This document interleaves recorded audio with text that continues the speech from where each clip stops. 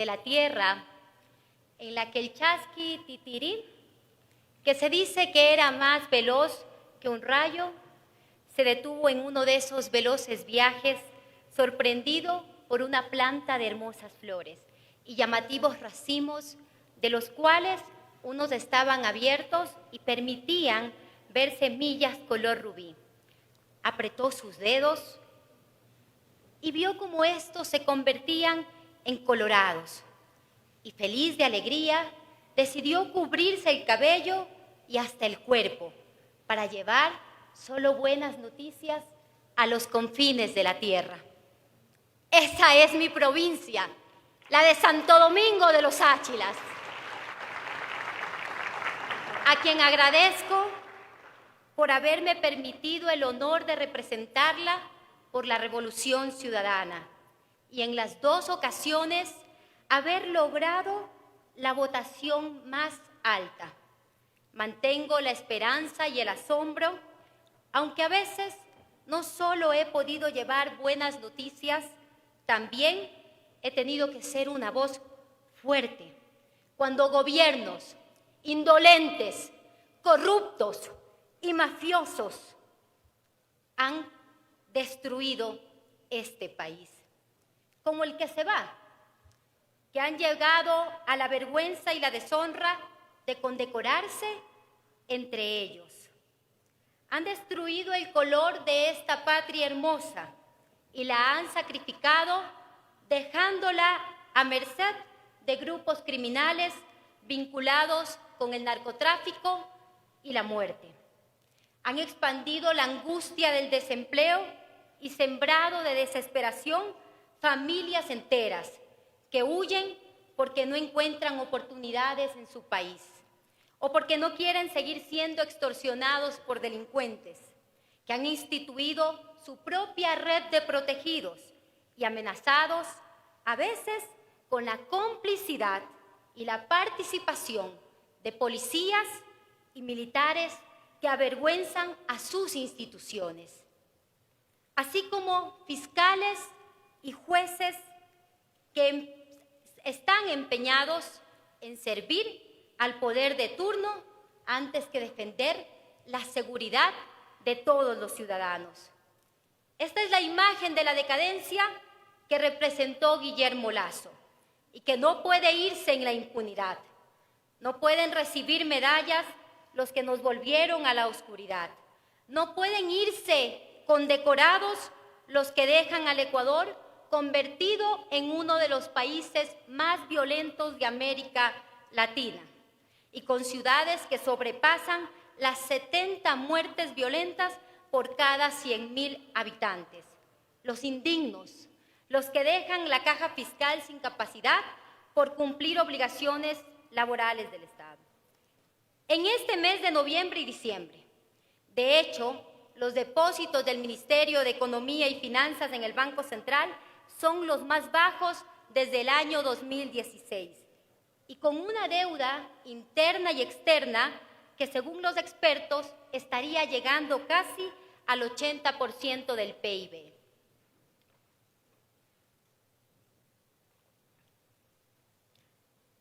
Ecuador, según el Banco Mundial, es el único país que no se ha recuperado de la pandemia, ni ha logrado los niveles de empleo antes del COVID-19. Los responsables de este desastre no pueden irse en la impunidad. Estas élites económicas que utilizaron el poder político para labrar la tragedia de millones, mientras ellos agrandaban sus fortunas y aceitaban sus negocios, incluso ilegales. Por ello, no tienen nada que escribir en libros falaces, pero sí responder políticamente y ojalá, cuando no haya justicia selectiva, ser juzgados por sus delitos y acciones que nos enlutaron. Los que hablan de no impunidad, les hemos visto callar en estos meses.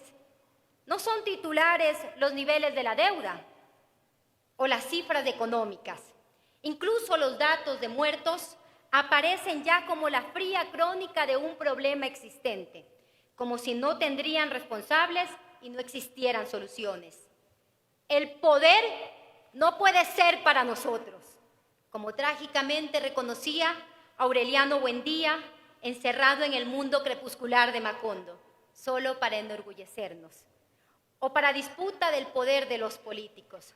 No, ese poder lejano a los dramas de los hospitales en los que una mujer de más de 94 años permaneció retorciéndose de dolor en una silla de ruedas. No al drama de las madres que tienen que decidir a qué hijo colocan en el colegio o que luchan contra las adicciones de sus hijos, solas, sin apoyo estatal, teniendo incluso y temiendo que esos jóvenes sean reclutados por grupos de delincuencia organizada.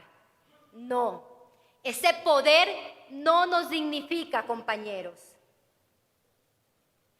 Nos debe doler en esta Asamblea Nacional los que se van por el Darién. Hasta agosto de este año, 3.455 niños ecuatorianos, nuestros niños, han sido detenidos sin acompañamiento en la frontera. Esos dramas y esos dolores deben humanizar la política. Y es un drama, así como la estadística de los jóvenes que quieren migrar porque ven que en el país no tienen oportunidades, que las puertas se cierran. Ese es el poder de los políticos, de discursos profesionales a los que no quiero jamás representar. No, una asamblea de espaldas a los dolores de la patria no podemos ser nunca. El país no podemos olvidar cómo llegamos a este momento y espero que el nuevo presidente Daniel Noboa asuma que gobernar es igualar a los ciudadanos, es darles oportunidades de empleo y emprendimiento, es abrir las posibilidades para el estudio. Solo la educación puede generar movilidad social y permitirnos enfrentar la pobreza. Es atender hospitales y es pacificar, en serio y con mayúsculas.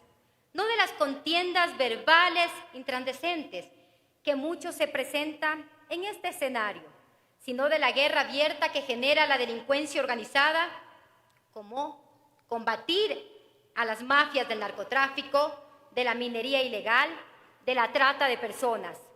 Por ello, se debe recuperar la autoridad del Estado y con la Constitución y la ley enfrentar a los criminales que trafican droga y dolor, pero también a los que lavan esos pestilentes capitales en los elegantes pasillos del sistema financiero. Según CELAT, en el Ecuador, en el año 2022 se blanqueó 3.500 millones de dólares, 3 veces más de lo que sucedió en el 2021. De tal forma que esos delincuentes también deben ser investigados, juzgados y sentenciados. Represento orgullosamente a la bancada ciudadana de la Revolución Ciudadana. Y somos parte de este entendimiento legislativo que ha sido tan atacado por oscuras fuerzas políticas, analistas, periodistas y algunas de las grandes cadenas de comunicación que quieren seguir lucrando del odio y el enfrentamiento estéril.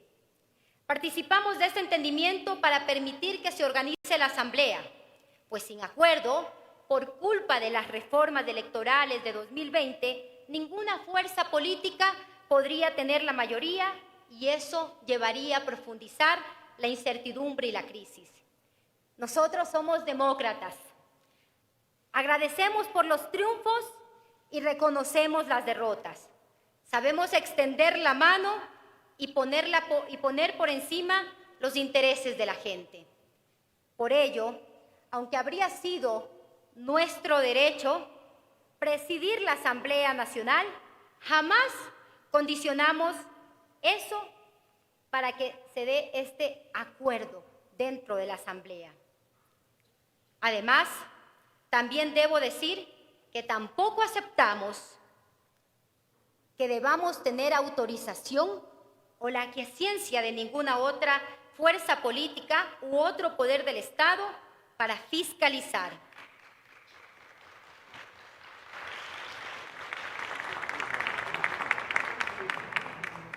Tenemos no solo el derecho, sino la obligación de fiscalizar cuando hay incumplimientos a la Constitución y la ley.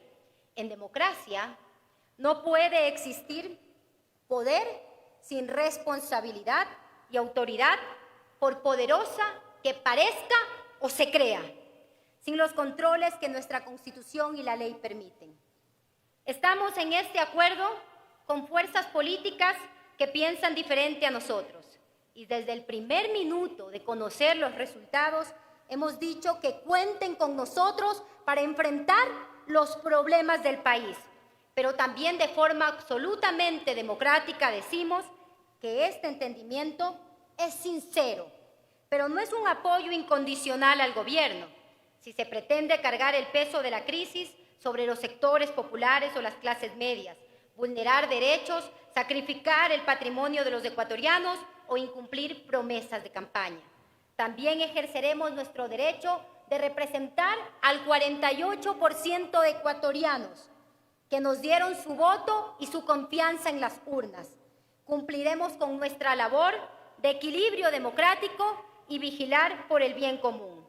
Nosotros, la Revolución Ciudadana, nuestra bancada, aspiramos que el nuevo gobierno y esta Asamblea Nacional sea un soporte para los productores, que se frenen los abusos de los especuladores y sus negocios vinculados al ilícito y al narcolavado. Estamos abiertos a discutir una reforma tributaria progresiva, equitativa, redistributiva, pero que no cargue de impuestos jamás a la clase media y a los sectores populares, que ya no pueden más. Y mientras los bancos en los últimos años aumentaron sus ganancias y según estimaciones, este año 2023 podrían llegar a $1.000 millones sus ganancias. Inaudito en un país en la que tenemos familias que comen una sola vez al día. Estamos abiertos a trabajar por el fortalecimiento de la seguridad social, pero sin pensar que la alternativa es la privatización o el aumento de los años de servicio o el porcentaje de las contribuciones a los trabajadores. Nosotros creemos que la inseguridad no es un tema legal. Con estas mismas leyes fuimos el segundo país más seguro de América Latina. Pero si se requieren reformas para luchar contra el crimen organizado, estamos dispuestos a discutir y apoyar siempre en el marco del respeto de la Constitución y la ley. En estos momentos tan críticos, las salidas deben ser fortaleciendo las instituciones y no dando paso a medidas autoritarias o por fuera del derecho. Estamos abiertos a discutir todo aquello que nos ayude a preservar el ambiente y la vida, que proteja nuestra rica biodiversidad y el patrimonio que tiene que ser utilizado responsablemente para uso de estas generaciones, pero también de las futuras.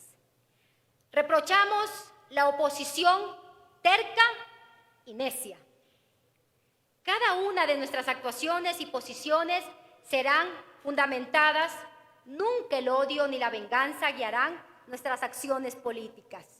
La fiscalización jamás para entorpecer, sino como un mecanismo democrático que impida, por ejemplo, abusos de una Contraloría que utiliza sus informes como mecanismo de enriquecimiento inmoral o de presión política, o que sus actuaciones ilegales ha frenado también a la contratación pública, puesto que ningún funcionario quiere arriesgarse a intervenciones irracionales que hipotequen su futuro, o a una fiscalía que utiliza sus potestades selectivamente, arbitraria con unos y condescendiente o cómplice con otros, cuando debe simplemente aplicar la ley.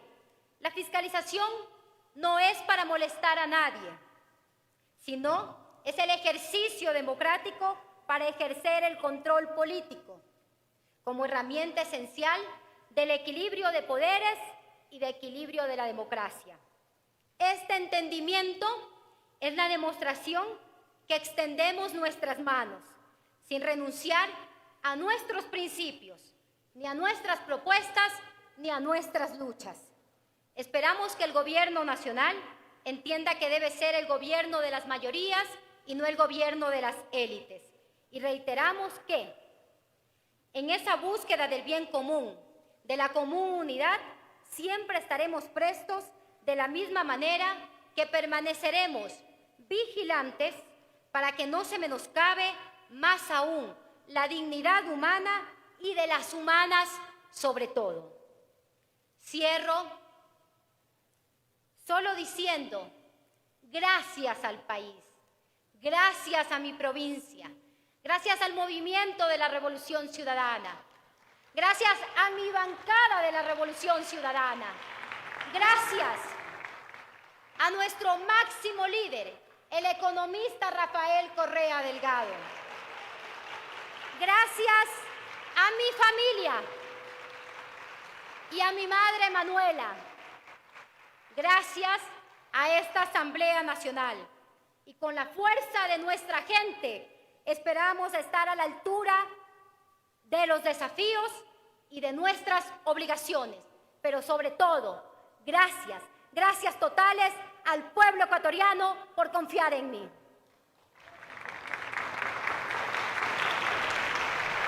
Concluye.